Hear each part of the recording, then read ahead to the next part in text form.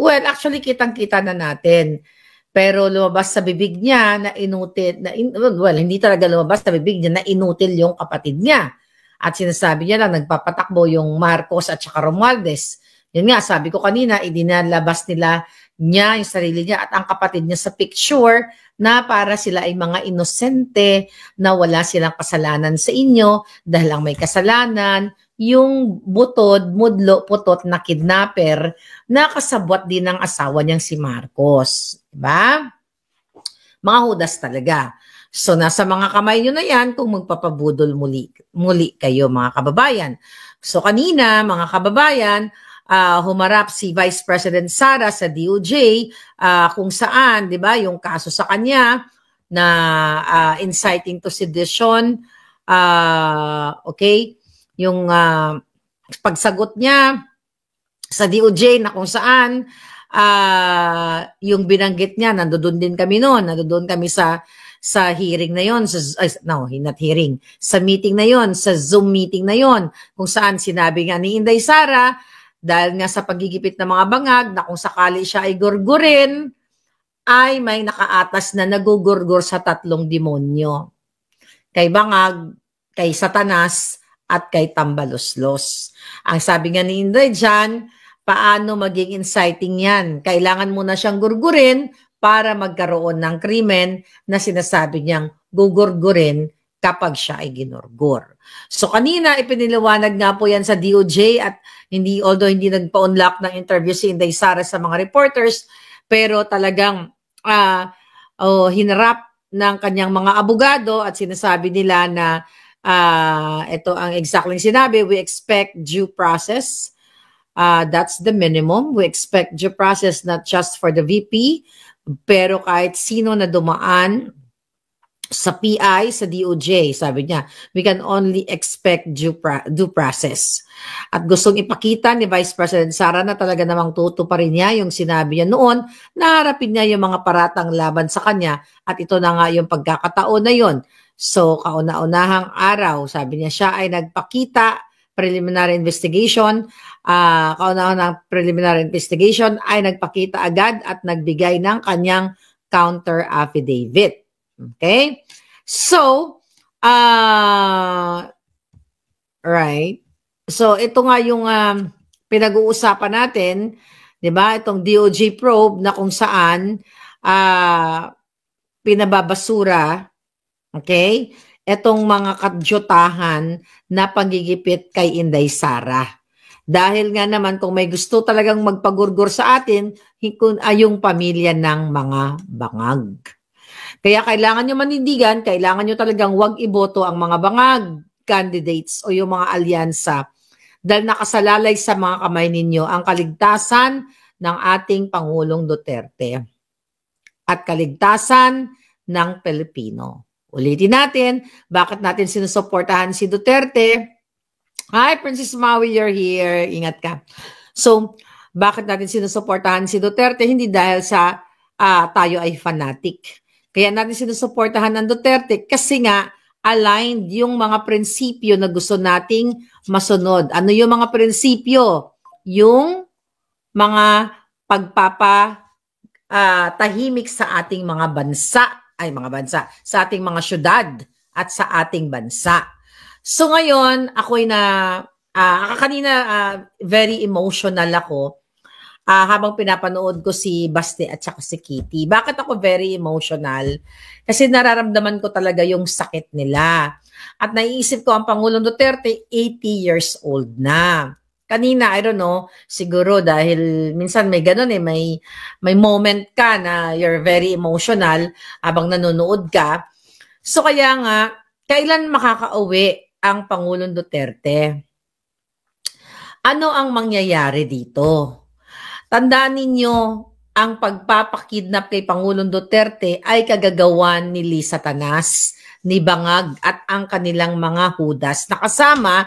At eto yung sinasabi din ni Miss Sanilet Avancenia, nasaan, tama ba? Nasaan si Amy Marcos noong March 11? Bakit wala siyang ginawa? Kung gusto niyang iligtas ang ama ng BFF niya. or best fake friend siya. Eto yung masakit sa akin dahil alam niyang under desire yung kapatid niya, sana siya ay gumawa ng paraan. So ngayon nagbida-bidahan siya. Binato ng kasinungalingan ang Pangulong Duterte na kesyo ang mga ginurgor ay libo-libo. Diba? Narinig ninyo ang sinabi ng mga bangag ni Remulla. Magkano yung sinabi? Ay, ilan yung sinabi niya? Is it 30,000? Diba? Iba-ibang figures nila. 6,000, 7,000, 30,000. Gawin nyo ng million-million. Diba? So ngayon, during the preliminary investigation, not preliminary investigation. Yeah, as it. Doon sa chamber, sa ICC, narinig natin na hindi po hindi million, hindi 100,000, hindi rin 30,000, hindi rin 7,000, hindi rin 1,000, hindi rin 500, hindi nga 100 eh. Ang inaakusa kay Pangulong Duterte, only 43. Okay? Hindi ko sinabing only 43 katao kasi isang buhay is mahalaga. Pero kung babalikan natin doon sa initial investigation, narinig ninyo na from 2011 to 2016, 19 lang katao ang inuugnay, ang sinisisi kay Pangulong Duterte, at itong mga tao ay drug pusher. Sinabi nila alleged drug pusher, mga kriminal. Imagine ninyo. Di ba gusto nga natin mawala ang mga pusher? Anong gusto nyo? Mamatay ang mga inosente o mamatay ang mga pusher? Diba? Sabi nga ni Wiwi Dolatre, Sinoy nga, Mama Sapano 44. Tama. Si Pangulo Duterte, ang inalign sa kanya, yung Mama Sapano, mga ano yun? Mga lingkod bayan yun. Sa 44 yun. Ito dinig na dinig ninyo ay mga masasamang damo. Then, 2016 to 2019, mga kriminal pa rin. Only 43 katao na ayon nga kay Spokes Harry Roque, hindi po ito kumbaga papasa kung tutuusin sa crime against humanity. Dahil sabi mo nga palangga, yung 44, sa sub 44, bakit noon hindi yan yung ICC, hindi nang himasok. But anyway, nagbibigay lang tayo ng comparison. Then nung the other, kailan yun? Few days ago, May 1, di ba? Bigay tayo ng motion, di ba? Ng apila sa ICC ang ating mga abogado na ibasura na nga yung kaso ng ni Pangulong Duterte sa ICC dahil wala silang jurisdiction. Okay? At ang sabi nila, diyan titignan nila. At ngayong araw na to, mga palangga, okay? So again, nung May 1 ay nagsubmit tayo ng ating depensa na hinahamon natin ang mga jutang ginimes. Okay? Na pakawalan na ang Pangulong Duterte dahil wala silang jurisdiction.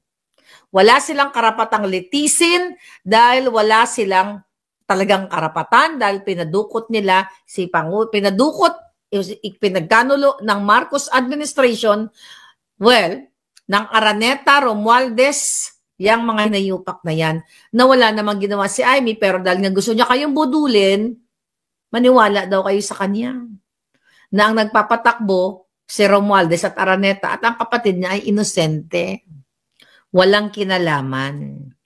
Diba? Inilalabas sa picture. Pero ngayong araw na ito, mga palangga, naglabas ang ICC ng panibagong update na kung saan binibigyan niya until June 9 yung prosecution para mag-submit ng kanilang kasagutan patungkol dito nga sa mga biktima. Alright? So ngayon, according dito sa document na nirelease nila, okay, na dapat tignan itong mga, hinaing daw ng mga biktima. Alright? So, ang sinasabi nila dito, mga kababayan, Hmm? So, ito. Idadaan, teka, ano sinasabi niya dito? Idadaan or, ito. Okay. Dapat daw titignan, okay? Titignan nila ang mga testamento, okay, ng mga biktima. At ito daw ay titignan ng kanilang VPRS. What is VPRS? Victims Participation and Reparation Section. O parang departamento doon sa loob ng ICC na kung saan tinitignan ang mga yung mga hinaing ng biktima, kung sila ba ay pwede silang mabigyan ng award or danyos later on kung sila ay manalo sa kaso, at talagang tinitignan daw itong mga kanilang mga complaint laban kay Pangulong Duterte.